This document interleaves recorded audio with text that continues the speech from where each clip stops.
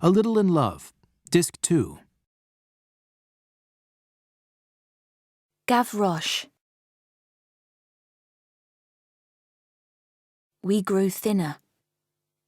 Even with our pickings, our petticoats slipped from our waists and our bodices started to sag. We couldn't pay the cook anymore, so he left, cursing us. "You're a bunch of stinking, brainless thieves," he snapped. "We are not brainless," Maman snapped back. She sold the widow's necklace and her own pearl earrings and my white fur muff. She nearly sold the bone-handled knife, but Papa stopped her. "Sell it?" He shook his head. "But it's so sharp, and it's pocket-sized. I reckon I've got use for that." Only one person didn't grow thinner that autumn, and that was Maman. She actually grew fatter, sucking the marrow out of bones and licking the stones of fruit, and she was bad-tempered too. One day she slapped Cosette so hard that Cosette struck the door frame as she fell. "Have you killed her?" I whispered, frightened. "Of course I haven't killed her. What a stupid question." But Cosette's nose bled and bled. Then one night Maman stopped on the stairs. She groaned, felt her belly with her hands. "It's coming." "What is?" asked Azelma. "The baby," said Maman. "My God, this thing had better be a girl," she muttered to herself. It wasn't. It was a boy. We knew he'd been born from the sound of our mother's wild screeching in the middle of the night. "A boy? A boy? What the hell do I want with a wretched boy?" I hurried downstairs to find my little brother lying on the floor, waving his fists as he wailed and wailed. Maman was hunched by the fire. She was sweaty and red and drinking gin. "A boy," she spat out like a pip. "We can't leave him on the floor," I whispered. "Yes, we can." Maman stood up. "I'm going to bed." "But he's hungry, Maman, and he's so little." "He's a boy, Eponine. I didn't want one of them." I didn't understand her, so I said, "Papa, are you there?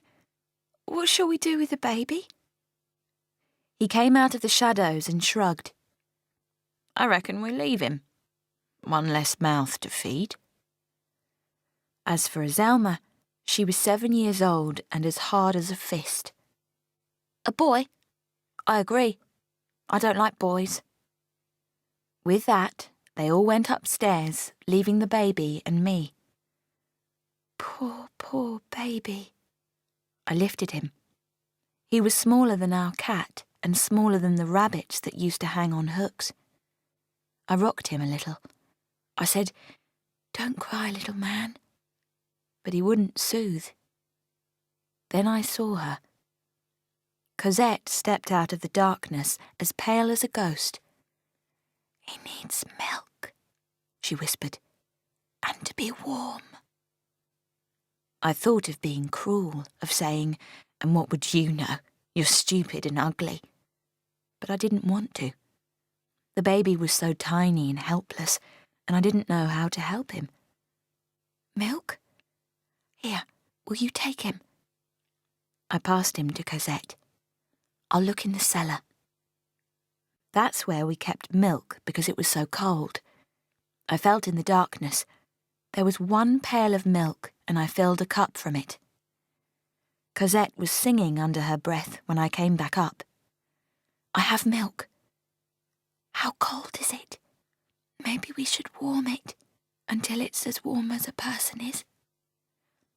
So we placed it in the embers of the fire for a while. We sat with the baby, singing to him. Cosette had a voice like a songbird, a thrush or a lark. "Why doesn't Madame Thénardier want him?" she asked. "Why did she want a girl, not a boy?" I shrugged. I don't know, but she's always hated boys. I know she had 2 brothers and they used to beat her. Her father beat her too. Cosette sniffed.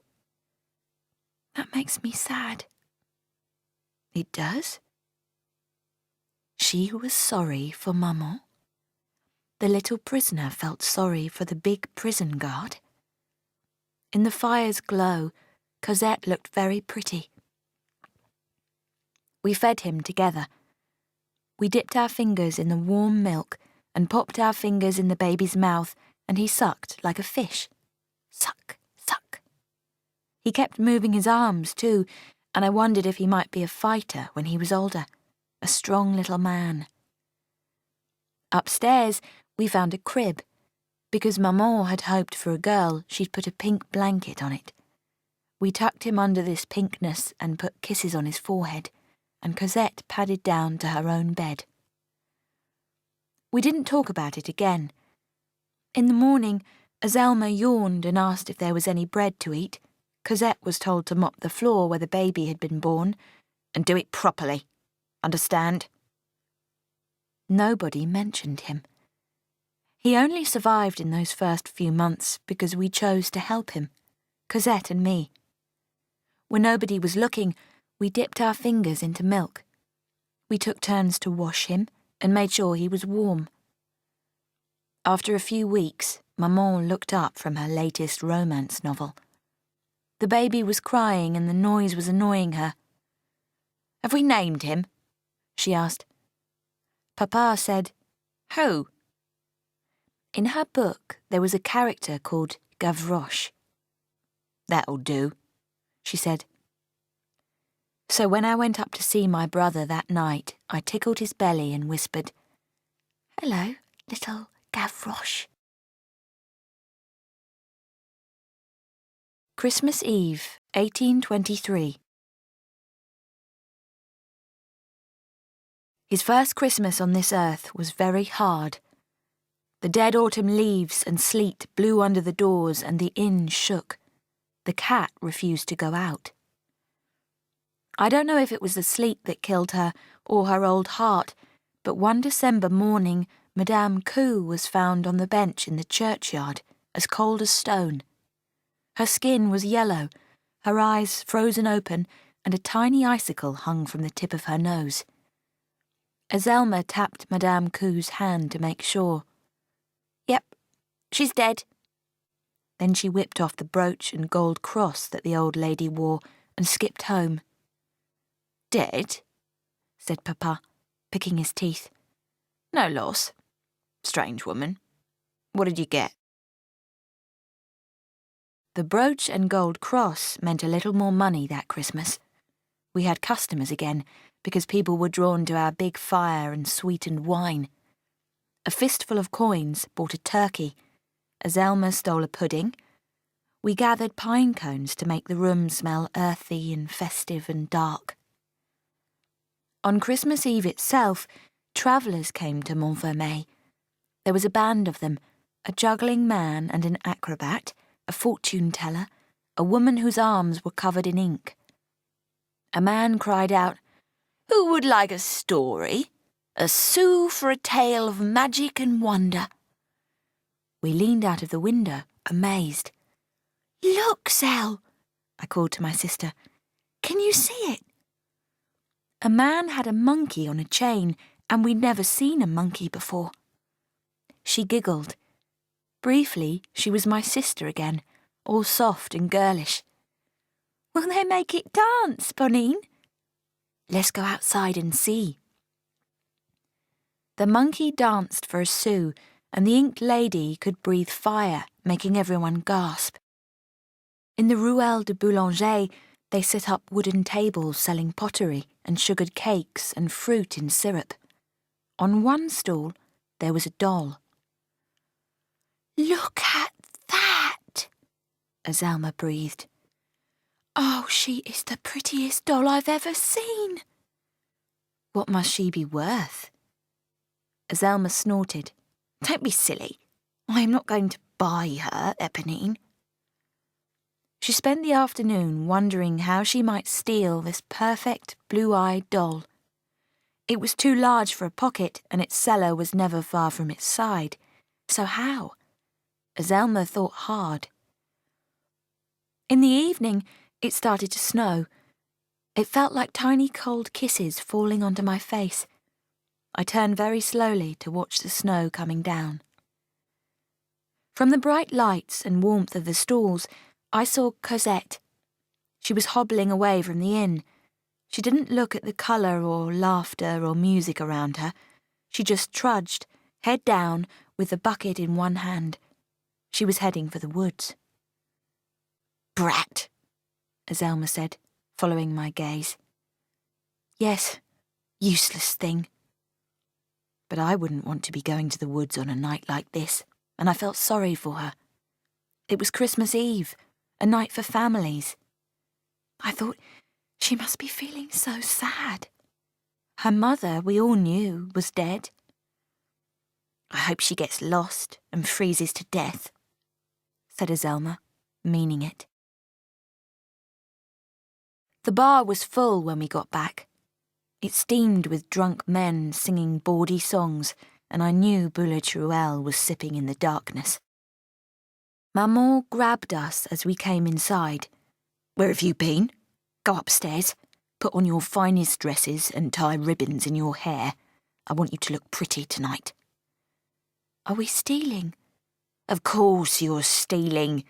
But you must be charming, sweet-natured and dainty, because it's Christmas Eve and you might be given money as a gift if you're pretty enough." We did as we were told. In our room we preened and hurried, stepping over the sleeping Gavroche. "I'll steal from the whole sorry lot of them," grinned Azelma. "Will you tie my sash, Eponine?" As I tied it, I thought of Cosette in the woods. She'd been gone a very long time. The night was drawing in and the snow was very thick. What if she'd fallen or frozen to death, her eyes open like Madame Cou's? I glanced out of the window. She hadn't fallen. She was in the street, walking back to the inn. Yet she wasn't alone. A tall man was with her, wearing a top hat and a coat of dark yellow wool, black breeches and buckled shoes. I looked for his face but couldn't see it because the brim of his hat shadowed it. In his left hand he was carrying her bucket. In his right hand he was holding hers. I stopped tying the sash and cried, "Oh!" "What is it?" Azelma looked out of the window too. She screeched, "Who is that? Who is helping that nasty little rat? She is meant to carry that bucket, no one else. Wait till I tell Maman." And she raced out of the room. I sat by Gavroche for a while. He'd stirred at Azelma's screech, but I said, "Hush now," to him, and he soon found sleep again. I wondered why I felt so strange. Was I scared? And if so, why? I wanted to stay upstairs, but knew that Maman wouldn't let me. Downstairs she seized me. "Well, a fine thing has happened. That nasty little bug has brought a man here, a stranger." She narrowed her eyes. "I thought he was poor when I saw him because his breeches are threadbare and his coat is made of a dirty yellow wool, but he's asked for a room for the night and he's paying 40 sous for it. 40! So maybe he has money after all." "Where is he, Maman?" "In the corner. He isn't talking to anyone. I think you should charm him, Eponine." "Charm him?" "Go and talk to him. Smile. Play divinely. Be dainty and winsome and charm the pennies out of him." She paused. "You are a Thénardier, aren't you?" I went into the main room. Azelma was already there, swinging her skirts and humming to herself. She tapped a man's wrists, said, "May I have a coin, monsieur, for my Christmas shoe?" Your Christmas shoe? It was Monsieur Venard, who had no children left. All his sons had died at Waterloo. I thought, clever Azelma, to pick him.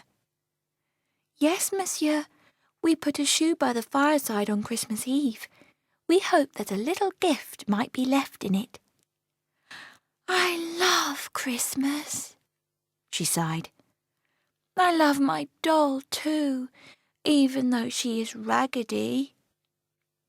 Monsieur Venard's eyes shimmered and he filled her hands with coins.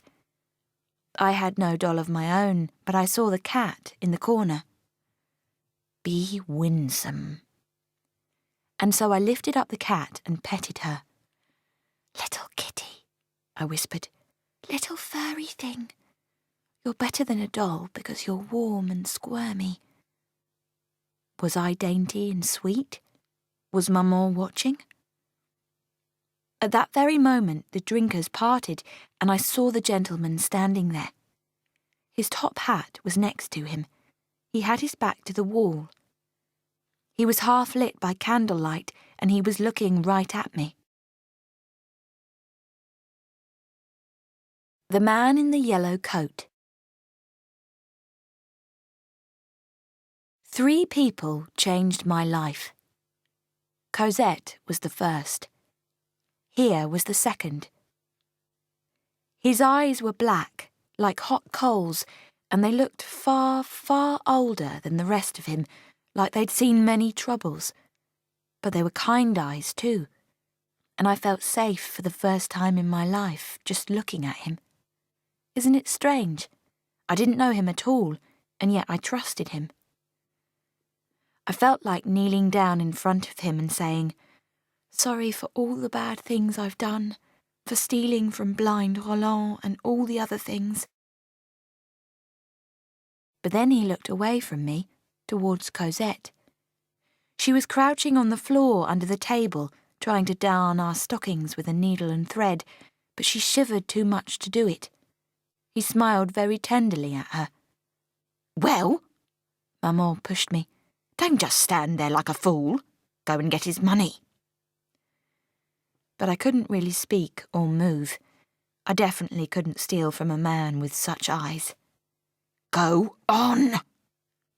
Still I didn't move. Maman didn't like this at all and muttered, "Eponine." She raised her hand to hit me. "Look! Look!" I cried out. "Over there! See? Cosette has got Azelma's doll." Maman spun round and shrieked. Cosette had put down the sewing and was cradling Azelma's small rag doll, singing to it like she'd sung to Gavroche. "That," roared Maman, "is not your doll." The whole room fell silent. Cosette trembled. Azelma charged across the room and tore the doll away, shouting, "Get away from her! She is mine, not yours!" She yanked Cosette's hair and Cosette wailed. There was clattering and screaming and the table was knocked over, and suddenly he was standing there, the yellow-coated man. "Enough." He didn't say it angrily. "Does it matter so much?" he asked. "If she should play with the doll?" "It does," said Maman. "She's meant to be sewing, not playing. And the doll is not hers, monsieur. It is my youngest daughter's, and that urchin touched it with her grubby hands." "But she's a child, madame. She must be allowed to play." "Play? Not her. She's a worker. She must work. She must darn my daughter's stockings. See how pretty my girls are." He stared at Maman for a moment. Then the stranger picked up his hat, put it on his head, and walked out into the snow. The room hummed. "Did you see that? Who was he?" Papa smoked, scowled. When the yellow-coated man came back, he was carrying a large parcel wrapped in brown paper. "A gift?" asked my mother. "Is this an apology for your interference in my family's affairs? I accept it and forgive you." She held out her arms. It isn't for you. I've nothing to apologize for, madame. He knelt down to Cosette. It's for you, little one. Her eyes widened. For me? Yes. It's a gift. Open it. Slowly, Cosette peeled the paper back. Azelma shrieked. No! No! Maman, look! It's the doll from the stall, with the porcelain face. No, she can't have it. I want it. I do. She stamped her foot and roared with rage. It's Cosette's, said the man. And the doll is not the only thing that I will be buying tonight. Maman folded her arms. There's more? Ale? Food? A bed? Are you buying the whole of Montfermeil as a present for that brat? I'll be spending the night here, yes. And tomorrow I shall be buying that brat, as you call her. What? I'll buy the child. Cosette is her name, I believe. And I'll take her to a better life. It was her dying mother's wish that I do so. She asked me to raise the child as my own, as if I were her father. I have a letter from poor Fantine saying so. He held up a piece of paper. And so tonight is the last night she'll spend in this, he looked round, soulless place. I thought, buying her? Papa stepped forwards, took his pipe from his mouth. Might I ask for the pleasure of your name, monsieur? Jean Valjean. Now please show me to my room. I'd never seen my parents look so shocked before, or for the drinkers to leave in silence, one by one. Azelma cried herself to sleep. When Gavroche woke, I cleaned him and sang a lullaby until he was sleeping too. But I couldn't sleep. I sat upon the window seat and watched the snow come down. He was buying her, taking her away to a better life, he'd said. Now I knew the pebble in my heart was envy. I was just a thief in a village with mean-hearted parents, but Cosette's whole world was changing. Then I heard a sound. It was the creak of floorboards. Someone is on the stairs. I padded to my door and peeped out. Jean Valjean was crouching by the fire where we'd left our shoes for a Christmas coin. A third shoe was there. It was a small, splintered wooden clog, and he lifted this clog, placed something in it. Then, like a breath of air, he slipped back into the night. I could see it from here. It was a louis d'or, a gold coin worth 20 francs or more. They were so rare that I'd never seen one before. It glinted in the darkness like a star. Take it, I thought. Steal it. Give it to Maman, and she'll love you and praise you for ever and ever. And I nearly did. But it wasn't my coin. It was Cosette's. Their shape on the horizon. The bells rang for Christmas morning. The world was sparkling white, and the air was so cold that my eyes watered and my nose hurt. Cosette didn't really say goodbye. Perhaps she was too filled with other things, shock, hope, disbelief, gratitude, fear, to speak. She just stood, clutching her new doll. For the first time in years, she was wearing proper clothes. Valjean had brought her a simple black woolen smock, black stockings, laced boots, and a little black hat. 1,500 francs, said my mother. That's what she'll cost you. We're losing a worker and you must compensate us. 1,500? He passed the money over in a drawstring bag. To Cosette he asked, Are you ready?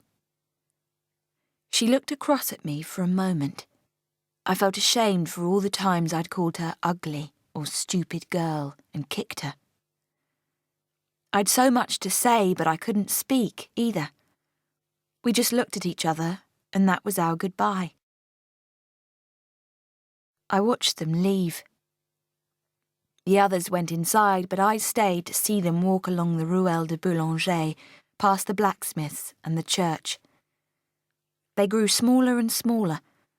For a moment they were just two dark shapes on the brow of the hill, holding hands. That was the last I'd see of Cosette and Jean Valjean for years. But I didn't forget how they looked. Two silhouettes against the snow. And I didn't forget how I ached inside. I wished I was kinder, and I wished I was prettier. And I wished he'd taken me too. Book 2. Cosette is gone. I thought about her a lot. I looked at the hearth and the yard and the kitchen floor and remembered her being there.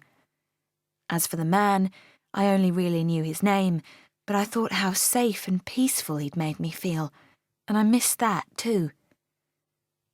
Nobody mentioned them. Papa counted his money, Maman cursed the unswept floor. I whispered to Azelma, "I wonder if she's in Paris now." And she just frowned and said, "Who?" The months rolled by. Spring came. Buds grew greener and birds sang. The 1,500 francs meant we didn't have to steal, so we could spend time outside in the sunshine. Sometimes Maman and Azelma took a carriage to liveries, shops and cafes. "Are you coming with us, Eponine?" But I always said no. "I'd rather stay here, Maman." I'd take Gavroche into the meadows instead, where he'd crawl and gurgle and play. They'd come back from livery with pearl earrings and ribbons, or slices of the finest beef wrapped in brown paper. "We'll eat well tonight," Maman would cry, and for a time we were plump again. But it didn't last. As summer wore on, my parents argued and threw things at each other. There was less milk in the cellar, fewer candles at night. One lunchtime I moved my spoon through a watery broth and asked, "Maman?" "Hmm?" "The money that the man gave us for Cosette." "What of it?" "Do we still have it? We don't eat tender beef anymore and there's no wood for the fire." "You think it's easy, running a place like this? Would you like to cook the meals and do the work and care for 2 children, would you?" 3 children, I thought. She always forgot about Gavroche. "How old are you now? 7? "I'm nearly 9, Maman." "Then you're old enough to be told." She put down her spoon. "Your father gambles. Did you know that? With the wretched Boulatruelle." Maybe I did know because I'd seen them playing dominoes together. I knew that men made roosters fight for money behind our inn sometimes. "He's always gambled, but these days, he took that 1,500 and lost nearly all of it. There's none left, Eponine. He's been a fool saying, 'Oh, but I'll win the money back next time.'" She mimicked him, then spat. "But of course he never has and never will. Boulatruelle is the rich one now, rich with our money." She rubbed her forehead and sighed. "We must start thieving again, Maman." She glanced up. Briefly, she looked sorry. "This isn't much of a life for you, is it?" "Maman." Mostly she was hard and hot-tempered and she'd crack a walnut with her fist or stamp on a mouse if she saw one. But there were also rare moments in which she could seem gentle, or nearly. I stepped towards her, thinking she might hold me like other mothers did. "Maman, don't be sad." She flinched. The moment was over, and she shooed me away. Don't be weak, Eponine. Just steal, that's what I want. Steal anything, from anyone. And don't give it to your father. Bring it all to me. I wanted Maman to smile and kiss me and say, "Well done, my darling Eponine." So I went out to steal for her. I took the brass doorknob from the butcher's door, lifted a hat from a sleeping man. In shell, I snatched a gold-tipped hairpin from the glossy curls of a lady, and she cried out as her hair tumbled down, "Stop! Thief!" Maman studied it. A hairpin? Better than nothing. What else? It was harder to steal in winter because people were more muffled and doors were often closed. But one night I remember a conversation I'd heard between my father and Boulatruelle long ago. "There are silver candlesticks at the church in Gagny." Churches had riches then? It was our church in Montfermeil that I went to the next day. A house of quiet. I'd never been inside a church before. It smelt of dust and beeswax. It was silent, too. No one else was in there, and my breathing and my footsteps seemed to be the only sounds. The windows were coloured red and green and ink blue. I sat on a pew for a while. Here is a place where people have been christened and married and laid in the ground, I thought. Good people who do not steal. It made me feel like I didn't belong there. I was a Thénardier, and this place was meant for better, kinder folk than me. I didn't want to live a horrible life, full of lies, but what could I do? I had to steal because we had no money, and we had to feed Gavroche and keep ourselves warm in winter. I blew my nose on the hem of my skirt and decided something. I will give. Yes, I had to steal, but I would try really hard, to give as well. With each bad thing, I'd do a good one because that might, just might, make it all better. I'd be kind more than I'd be cruel. When I was back in the inn, I realised that I'd never even looked for silver candlesticks, but it didn't matter. I felt I'd come back with something even shinier, my bright new idea. The flowers and the mended door. I started with small things. I stole a loaf of bread from the miller, and then, feeling bad about it, I picked a fistful of blackberries and left them on his doorstep. I knew he liked blackberries because everybody did. After that, it was flowers. I still felt ashamed of snatching the widow Amandine's necklace, so I went to her husband's grave and left some honeysuckle on it. I hoped it might make her smile a little. I swept the church path of leaves. I stacked its hymn books, one by one. After I'd secretly stolen a metal fitting from a bridle, I took a handful of mushrooms to the blacksmith. "What's this?" he asked, suspicious. "Mushrooms." "I see that. But why are you giving them to me?" "There's lots of them near the woods. I just thought you might like some." He smiled. His heart was a trusting kind. "Merci. Bless you, Eponine." And I remember that because it was the first blessing I'd ever had. I got more daring in my stealing. I skimmed cream from the top of milk churns and pulled a fur hat off a lady in shell. I snatched the horse blanket that covered the old grey nag because I knew it would keep us cosy when winter came. "A fine little thief when you put your mind to it." Maman gave me her sideways smile. But I could be a fine giver too. I did all the good deeds I could without being seen. I lifted all the dead bugs and old leaves out of the nag's water trough, cleaned the butcher's windows with soap, spit and my sleeve. I took down Monsieur and Madame Lefebvre's washing from its line and folded it and left it by their door. One starry evening, as I passed the old cottage where Monsieur Venard lived, the man whose sons died at Waterloo, I heard his door squeaking back and forth. I mended it with grease from our kitchen walls. He cried, "It's a miracle! Listen, silent, after all these years." I helped old Auguste, too. His hands were so gnarled and bent with age that he couldn't pick the peaches from his tree that year. "Excusez-moi," I said to him. "Do you need help picking the peaches?" He nodded, raised his hands. "Look at these. Such useless hands. What good are they?" "Leave it to me, old Auguste." All afternoon I picked his fruit. I stuffed my pockets and bodice and skirts with them and carried them down to him. "You've got loads of them, look. You could sell them, 10 centimes a peach. People would pay because they're so juicy."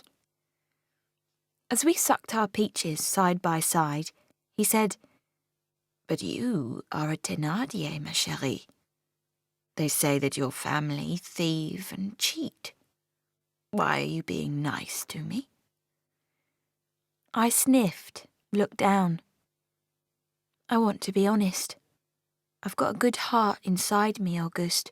I'm sure of it." He leaned closer, smiled. "Like the peaches? Sometimes the speckled ones are the best of all." Maman was uneasy when I got home that night. "Your skirts are torn and sticky and you've got juice on your chin. What have you been up to?" But I didn't tell her. She'd be cross or she wouldn't understand, so I didn't tell anyone. If Cosette had still been there, I might have told her, but she wasn't.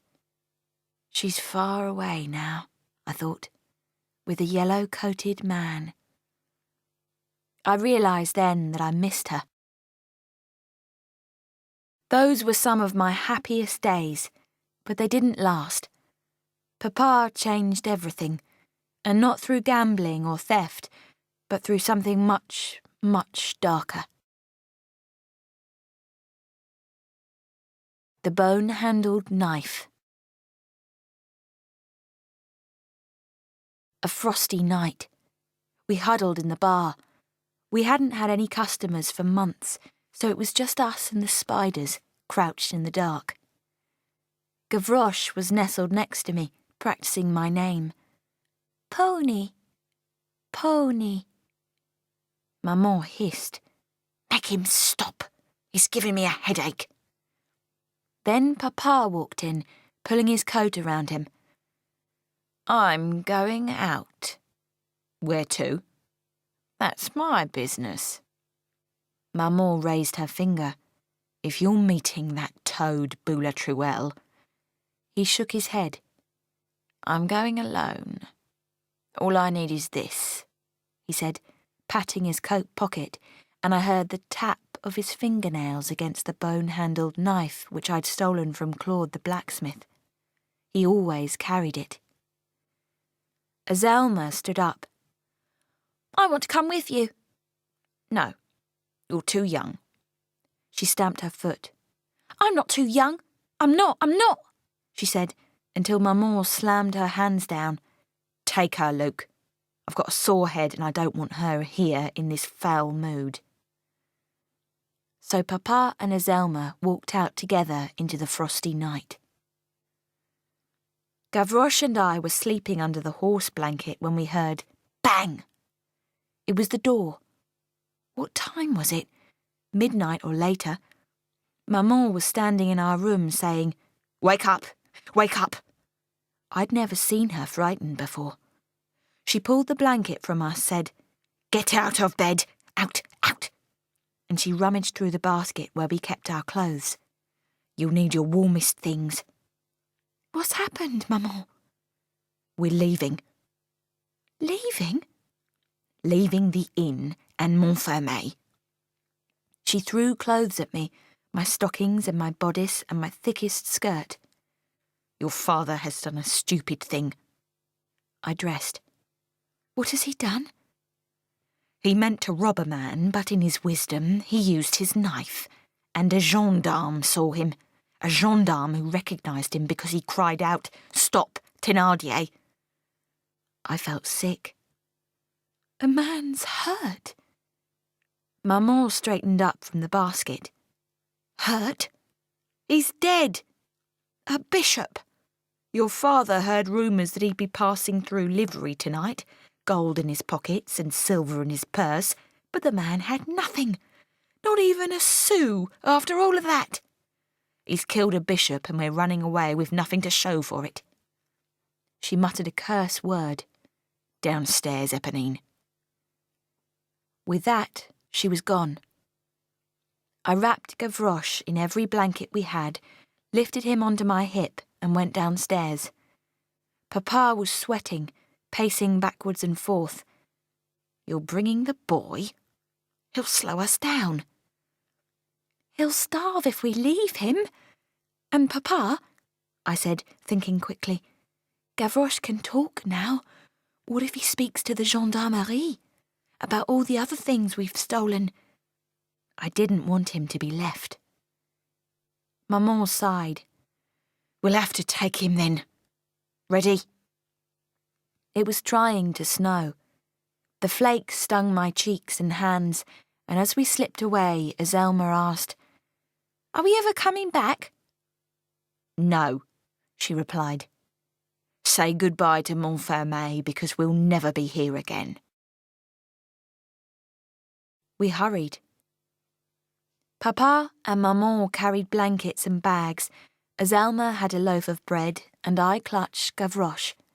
And like this, we ran with thumping hearts and our feet going crunch, crunch, crunch on the frosty ground.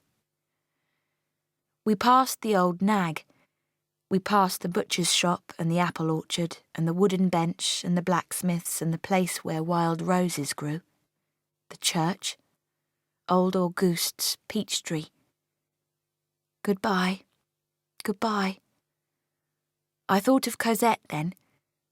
She'd left Montfermeil in snowy weather like this, but she'd been promised a better life by the man with a gentle face. What life was waiting for me now? Where are we going, Papa? I asked. He spat on the ground, wiped his mouth. Woods, ditches, old barns, places we can hide because they'll be looking for us. We'll move at night when we cannot be seen. Ditches, said Maman. I'm not sleeping in ditches. You will, or they'll find us. We must hide for a few years, that's all. A few years? Papa looked into the distance. But we'll get to Paris in the end.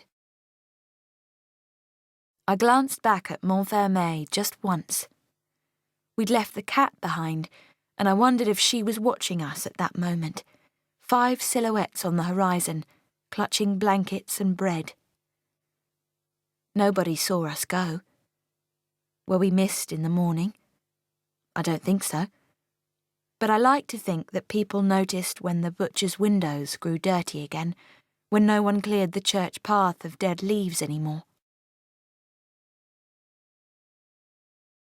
Book 3. The Running Life.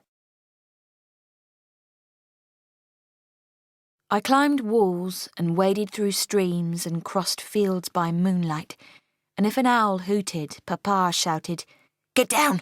It's the gendarmerie! He said he could smell their rifles. When the wind blew, he thought he could hear their footsteps as they came closer and closer. Azelma complained, Papa, this is silly. I'm cold and I hate sleeping in ditches and they're probably not even looking for us anymore. He grabbed her. Silly. They'll put shackles on me if they find me. They'll hang me or take me to the guillotine. And you too. She flinched. Me? Why me? I didn't kill the bishop. No, but you were there. You helped me, and you were seen. Oh yes, they've a set of shackles for you too. No one complained after that. Azelma stole her own knife and kept it sharp. She clenched her fists and narrowed her eyes and, like Papa, she believed every shadow had a gendarme in it. That's how we lived. We were filthy and tired and hungry. We stole, like always. I reached into hen houses for eggs and kennels for bones, and I climbed trees for fruit. As for Azelma, she became as bold and cunning as a rat, smelling out coins like a rat smells out meat. She moved like a rat too, very quickly, along the bottom of walls. She cut off her hair. It gets in the way. And knotted her skirts so she could run faster, and she came back at dawn with all sorts of treasures, milk in a pail, and a silver hand mirror and a pair of men's shoes for Papa. Once she brought a goose. A goose! Gavroche squawked, just like the goose did before Azelma snapped its neck. We gobbled up that roasted bird like we'd never eaten before. We were hungrier than ever. But I reckon it wasn't just the running that did it. We were changing shape, Azelma and me. Our hips were getting bigger and our bodies filled up. Maman saw this, said, "My babies, my 2 baby girls, you'll be women soon." Not long afterwards, I found that silver hand mirror. We were sleeping in a barn and I felt a hard, cold something underneath the straw. I reached down and there it was. I thought, why hasn't Maman sold it? I knew it must be worth a lot. I lifted it up and turned it over. The girl who looked back at me had twigs in her hair and chapped lips. There was dirt on her cheek that wouldn't come off with a licked finger, so it must have been there a long time. Was she sad? She looked it. I hadn't thought of Cosette for ages, but I did now. Even when she'd been grubby and thin, she was pretty. Now her face would be pink and clean and lovely. She'd have perfect teeth and all that sun-coloured hair. I will never be beautiful. Not like she was. My heart's pebble knocked against its walls. I put the mirror down. Through the barn door, I could see the stars. Will things be better in Paris? I asked them. And they shone so brightly at me that I felt they were saying, yes, they will, Eponine. Yes, you'll see. The upturned boat. We ran for nearly 6 years. Gavroche changed completely, from a toddler to a boy who could sprint and climb trees. He got Maman's freckles and coppery hair, but his nature wasn't like hers. He was cheeky and cheerful. "Come on, Eponine," he shouted. "You're as slow as a snail." Gavroche. I wrote his name in mud with a stick. See? That's how you spell it. I showed him how to blow grass and tie knots, and one night I showed him which direction was north. See that star? It's the North Star. But he didn't look at the star. Instead, he frowned and said, "What's that noise?" There was a deep rumbling sound, and we followed it to the widest river I'd ever seen.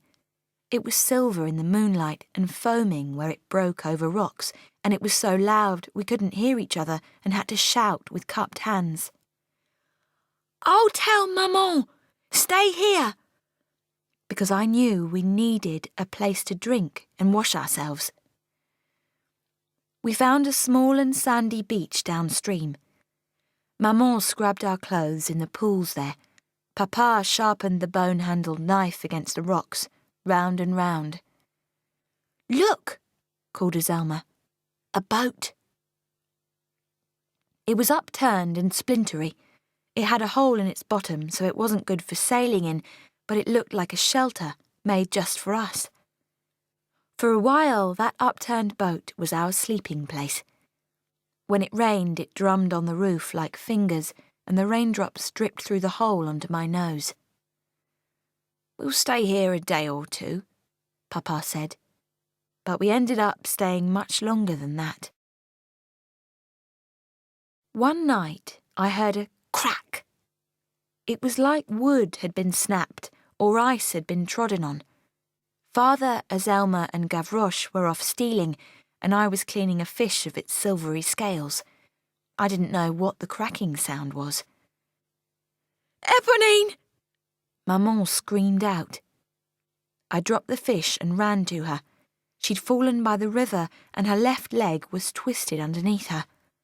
"My leg! Oh, mercy! Oh, the pain!" I helped her back to the upturned boat. But that night, she wailed and wailed. She needed a doctor, but how could we find one when we were criminals? Papa was furious. "What's this? You've broken your leg?" "My ankle, I think." He was disgusted.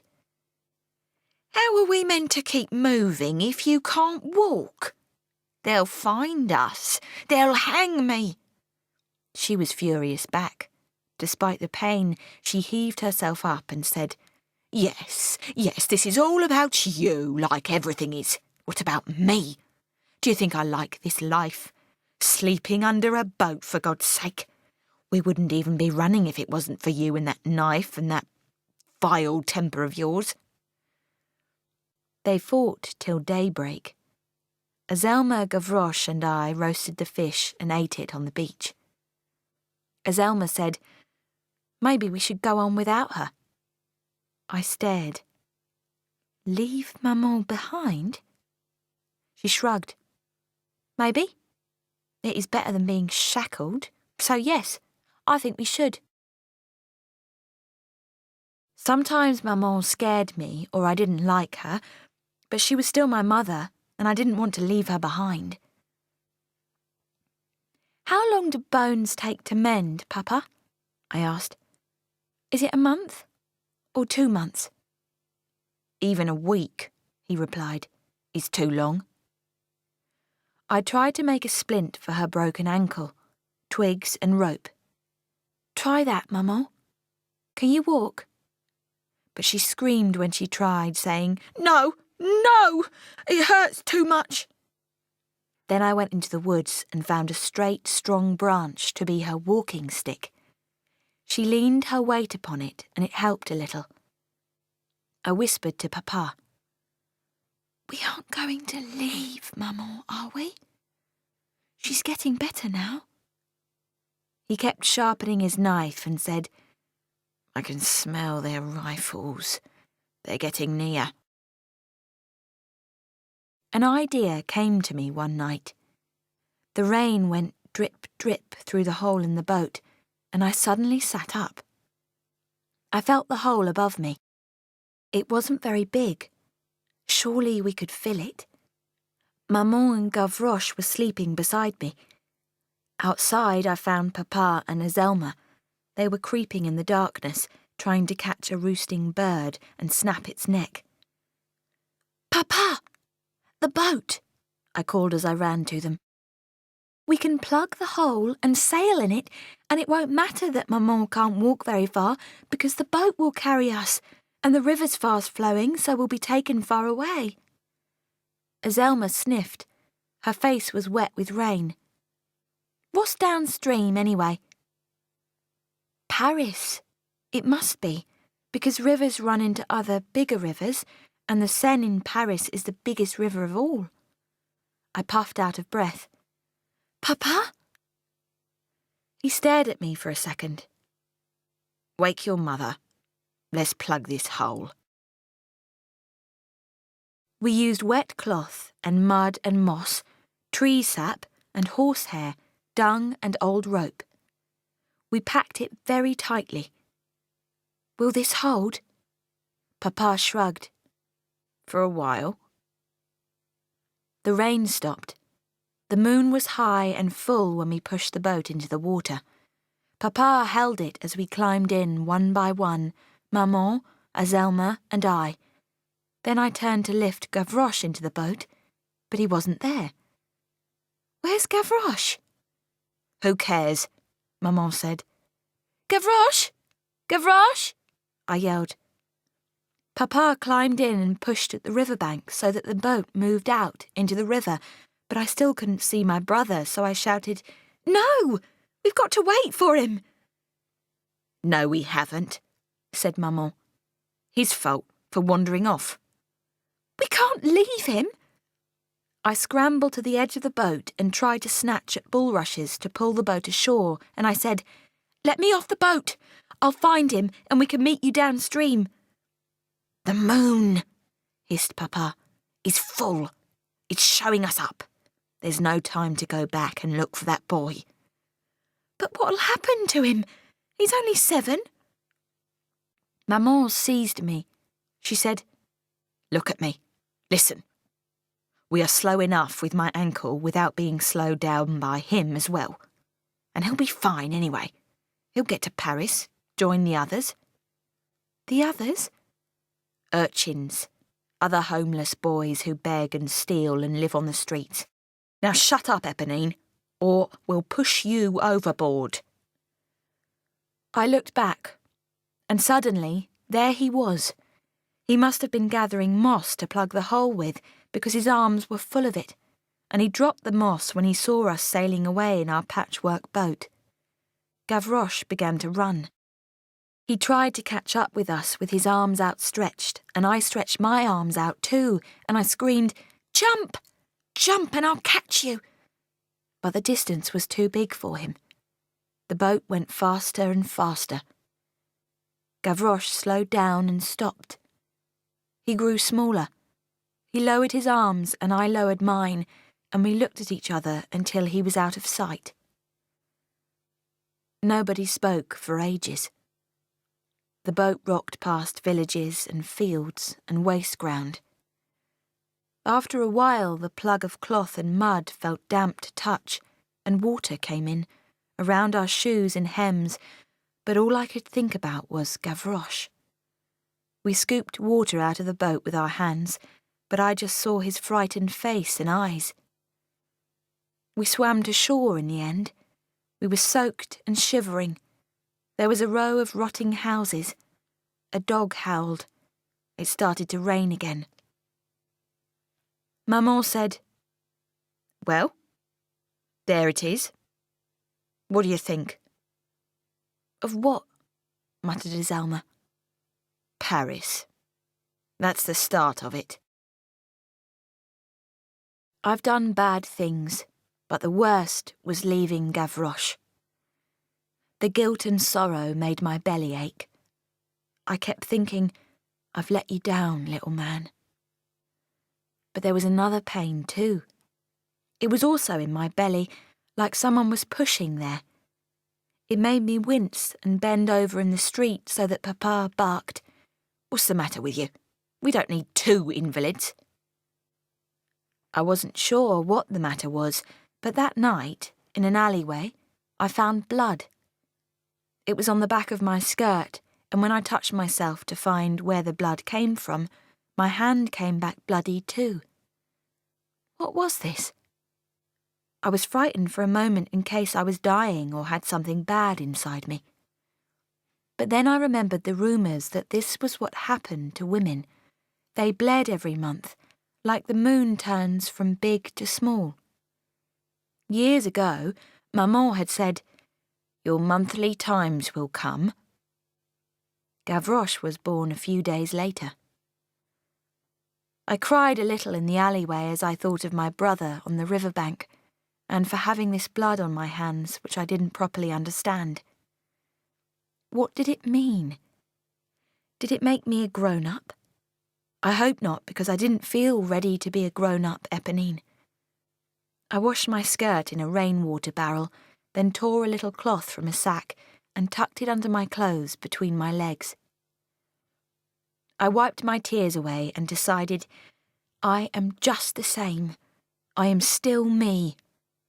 I could still play with dolls if I wanted to, and I could still look at the stars and say, hello up there. But I felt wiser too. So that's how I entered Paris, wet and tired, with a belly that hurt. But I was also ready for the city and all the things that I reckoned might lie in it. Danger and beauty and love. Book 4. The Arrival. Paris began as a path through scrubby grass. Then a few soggy crops appeared, and a rickety windmill and gravestones showed through the weeds. Gradually, more houses came, with more alleyways running between them.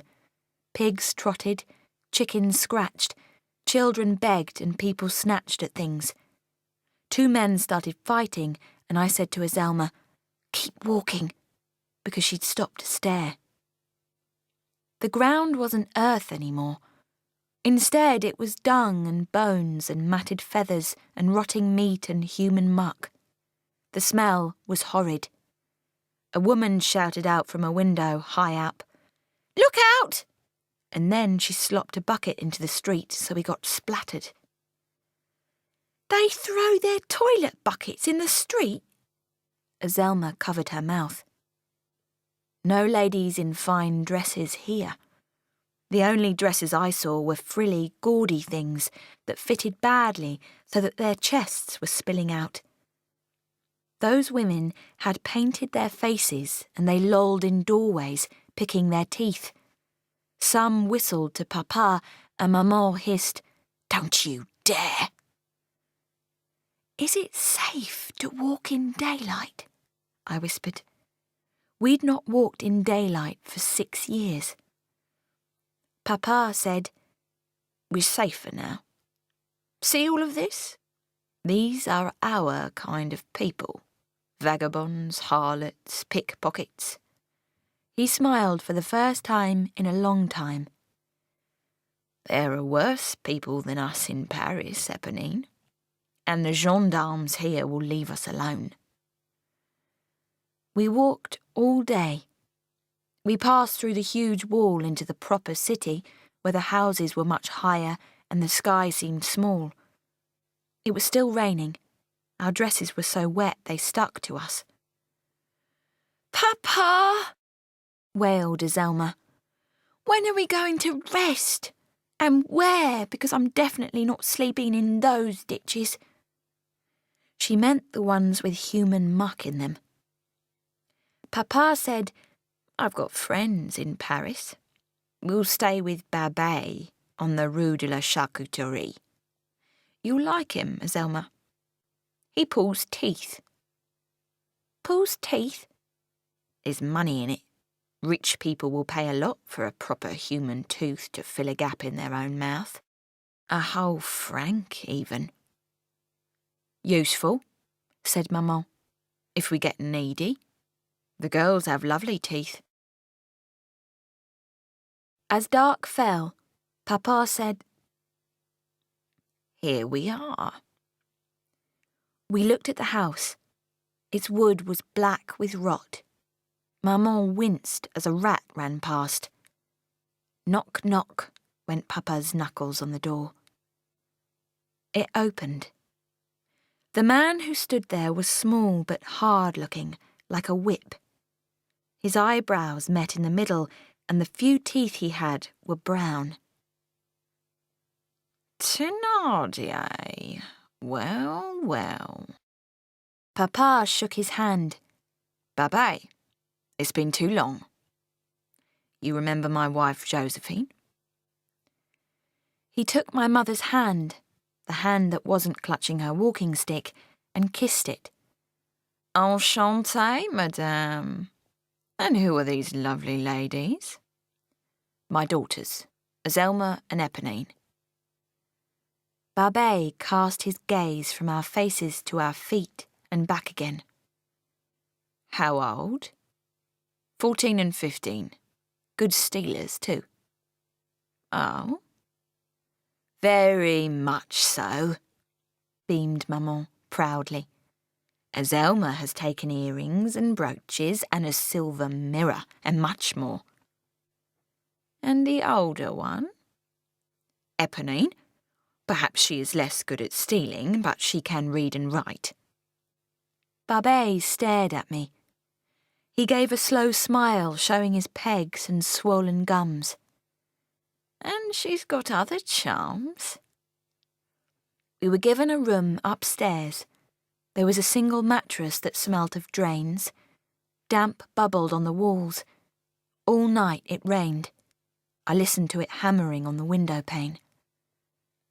I thought of Gavroche. I thought of peach trees and the dreams I'd had. Cosette, too.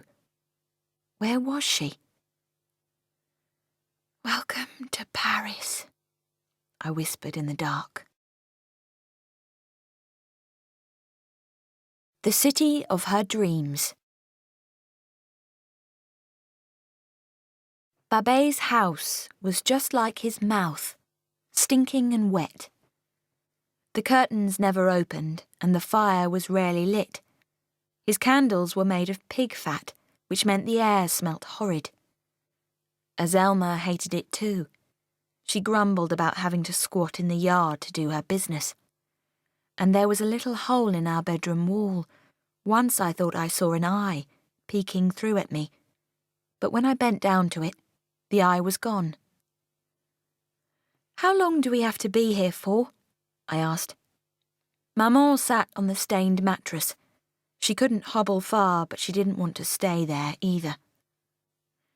We need money if we want to rent a place of our own, she said. We can't leave this horrible place until we have 10 francs at least. So steal, my girls. Pick the pockets of everyone you meet. Get us out of here. Winter blew in quickly. In the Rue de la Charcuterie, my teeth chattered and my nose turned pink. I wrapped a blanket about me because I didn't have a coat, and I packed straw into my boots to make them warmer. I remembered the white fur muff I'd had long, long ago. Rue de la Charcuterie was a poor street. I thought to steal meat from the butcher, but blood was splattered in his walls, and the flies were as big as my thumb, so I kept away. The people were drunks or peddlers or urchins or those women with painted faces and squashed chests, and they'd hiss, "Get out of my way," when I passed them. Some talked of a man called Lamarck. It was the first time I'd ever heard of him. Lamarck will save us. He'll make France a free country again. Down with the king, down with the king. And most people cheered and clapped. There was nothing worth stealing here. I needed to find the richer parts of Paris, the Paris of my dreams with gold and diamonds in, with dance halls and handsome men and satin skirts. Did it exist at all? If it did, I'd probably find the deepest and fullest pockets I'd ever seen in all my life. I must find it. But how? At that moment, a carriage whisked past me. The horses that pulled it were glossy, and the wheels had gilded spokes, and through its window I saw the flash of silk and furs and a lady's gloved hand, and I thought, follow that carriage, because surely it would lead me there. I turned left by the man who sold pig trotters and right by the charred tree stump. I followed the carriages on and on, down the Rue Mouffetard, Rue Copeau, Passage de Patriarche. The streets got wider as I went. The houses were grander than any I'd ever seen, and the shops sold wonderful things: soap, flowers, china, sugared confectionery laid out like stars. As for the men, they wore top hats and had neat moustaches, and the ladies wore white curled wigs with their skirts rustling behind them, and I thought, here it is. Here is the Paris I've been dreaming of. Its theatres had red velvet curtains. Its music halls had lanterns by their doors. There were cafes and clubs and ballrooms, and a lady with little silver eyeglasses that perched on the end of her nose, and I thought, what would Maman say if I took such things back to her? She might love me more than ever. We could leave Babet's horrible house. I dipped into purses. I unravelled a silk ribbon and snatched a sparkly brooch. And even though I wished I wasn't stealing, I was still so glad to be in such a place, and I thought how beautiful that brooch looked, like the night sky in my hand. Cosette. She might wear a brooch like this. I put the brooch away. For a good deed, I stopped to pat a stray and gently pulled its ears. The dog blinked like it was grateful. I looked towards the Seine, where men and women were walking arm in arm. I thought, if I found the Paris I dreamed of, then maybe I'll find love as well. I hoped so. To be loved would be better than a coin or anything.